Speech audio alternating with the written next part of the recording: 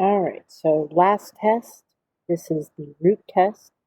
It has the same outcomes, essentially the same outcomes as in the ratio test, but rather than determining the ratio of the successive terms, we're going to take the nth root of the terms of the sequence. So if you have an exponent in your series, the root test is going to be especially helpful.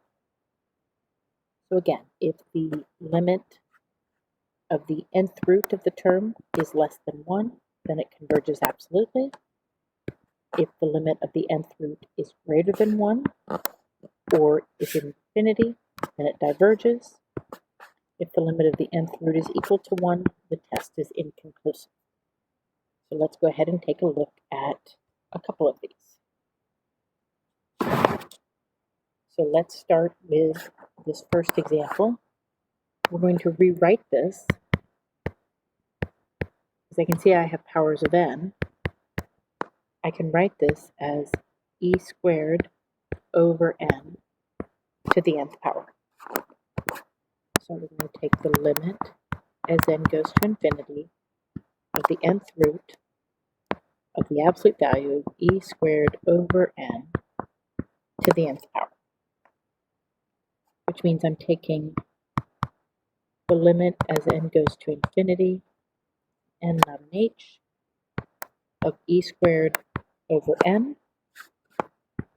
That limit is equal to 0, which is less than 1. So therefore, this series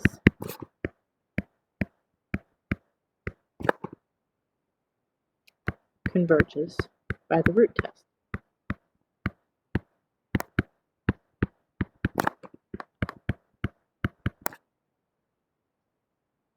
Okay, so let's go ahead and look at this e to the negative n.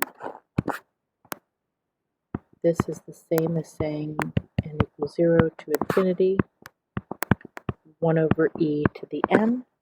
Now, before we get started, you should recognize this as a geometric series. We already know that that's going to converge because 1 over e is less than, the absolute value of 1 over e is less than 1. But let's go ahead and do this because, again, we can use a lot of different tests for different series. We have the limit as n goes to infinity, the nth root of the absolute value, 1 over e to the nth, the limit as n goes to infinity of 1 over e, which is 1 over e. We know that that's less than 1. And again, yes, we've proven again that this series, that's a 0, of e to the negative n converges by the root test.